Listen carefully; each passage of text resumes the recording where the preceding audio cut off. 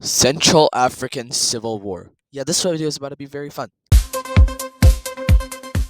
Come back, everybody. Okay, so yeah, like I said, remember, it's time. It's time for the African destabilization.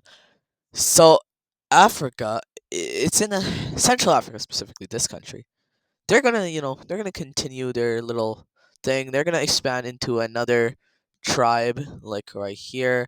This tribe's gonna be pretty big too. And actually, this tribe is going to be their downfall. This is going to be one of the biggest tribes in all of Africa, and they're going to go try to colonize it. And quickly, these guys are going to be like, "Oh hell no! There's a reason we haven't formed our own country. We don't want to be colonized." Now they function very well. Their biggest city is probably right here. So in other words, these guys need to destroy literally the entire country. Country. Also, stay hydrated. Anyway, so yeah, they're gonna begin their invasion. Obviously, they have technology from the blue team and like from the modern era. So they're obviously going to swoop through most of the city. I mean tribe. However, problems do arise no matter how good your technology is when there's like 20 people per one soldier of yours. So they're going to eventually like stop over here, and they're going to start going with a lot more conventional methods that aren't just steamroll, because remember, they're colonizing this, which means they need to have something left, after the war, to actually be able to benefit them. And so they're gonna, after expanding quite a bit, they're going to eventually end right here. They're gonna be stuck. They're not gonna have that much stuff. However, this is where their help finally comes. The blue team. They move in the north. They expand. Is this the same? No, that's definitely different. Okay.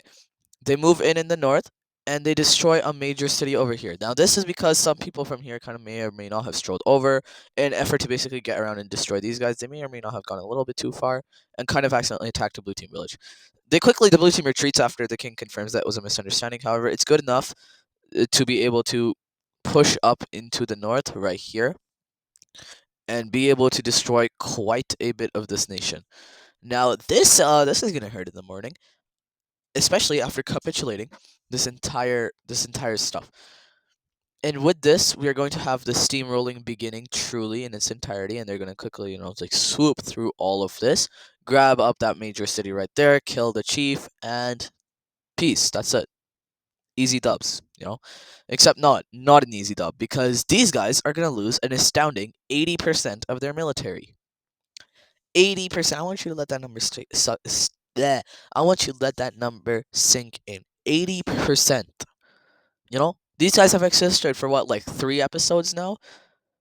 150 years maybe? All of the military, they haven't been in a single conflict yet. This is their first conflict. So all that military building up, all that purchasing stuff from the blue team, all of that amounts to this. Struggling against something that's not even a country, that doesn't even have public relations. So that should really like, and also like eliminating 80%. So even if it was a good military, which it wasn't if it was struggling this hard, even if it was good, it's gone. It's literally gone now. All of that is it's gonna hurt. Let's just say it's gonna hurt quite a bit. It's not good thing, not a good thing at all. How these guys aren't gonna stop there, because why would they? Why would you stop there? Why would you, like, after losing 80% of your nation, like, why would you stop? They're going to instead try to connect themselves to the other side of the African coast by going over here. Now, okay, they're trying to get their trade benefits. I guess that's good. That's good. Except it's not, because the blue team is the one that's helping them do this. Like, the blue team funds this, which means the blue team has a little bit control. That's why I'm not going to erase this border. I'm going to just change the border around a bit. They're going to get some stuff that's going to be, like, truly theirs. However, it's still shared with the blue team. And the blue team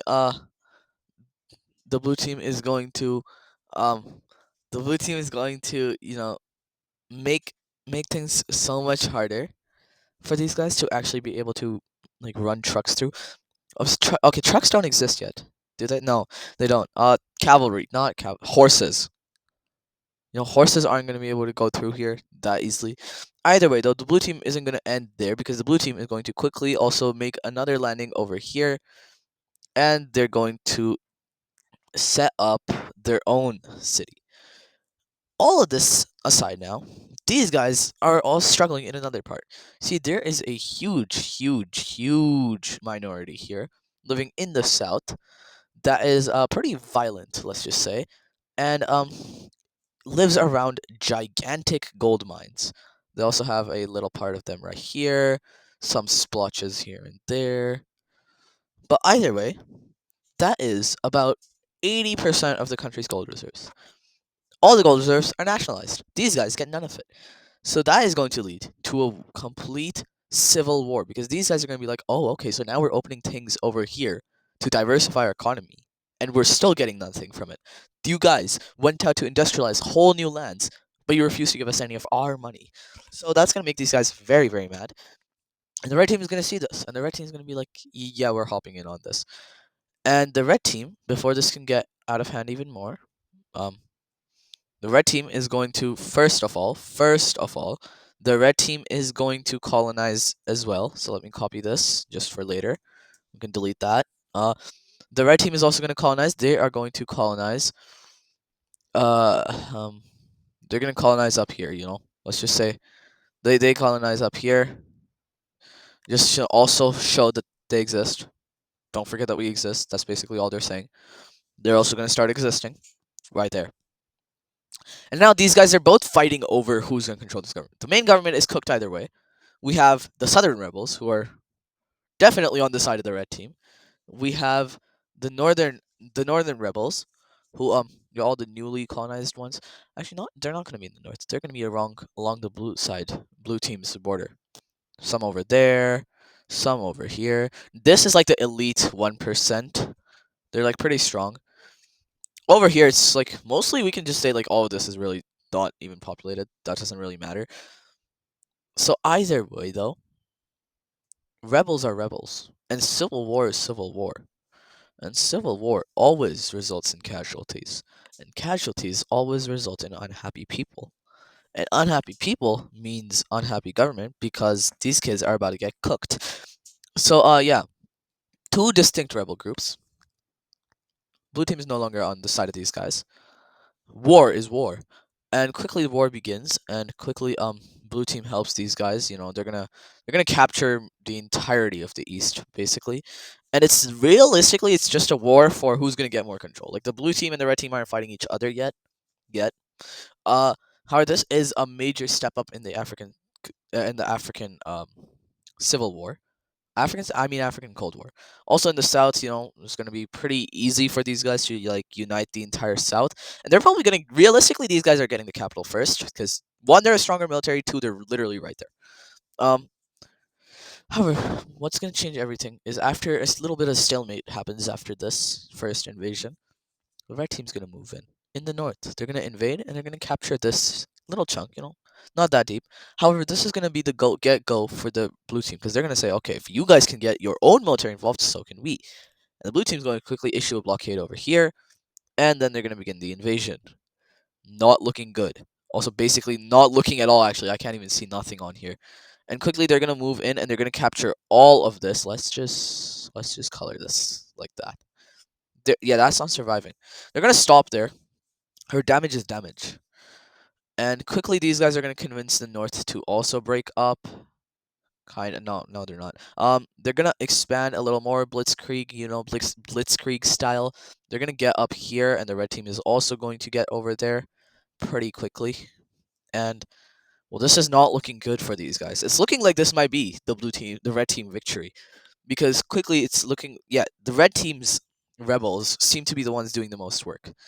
Now, quickly, these rebels are going to actually start getting pushed back, and the blue team is going to start getting scared, because quickly, these guys are going to lose a majority of their south, and then they're going to be completely destroyed in their southern thing, and be forced into a ceasefire, which is going to be against the blue team a little bit. Basically, they're going to get some more rights in exchange for stopping all of this. Not good. Not good for the blue team. Blue team were relying on anger.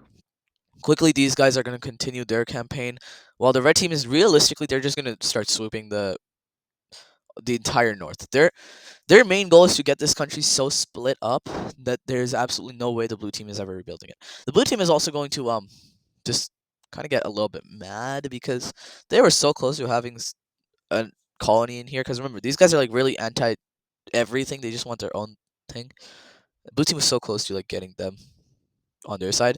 Either way, eventually the rebels are going to capture the capital, which is going to be the final blow, as the king is going to surrender, and now it's all literally just uncolonized land.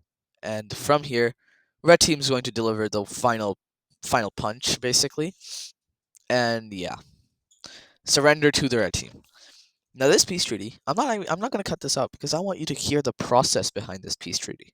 Normally I cut the peace treaties out. This one will not be cut out. This one, I want you to know what I do. Firstly, I want Paint 3D not to crash. You know, that's always a given benefit usually. If Paint 3D crashes, I'm not gonna be happy.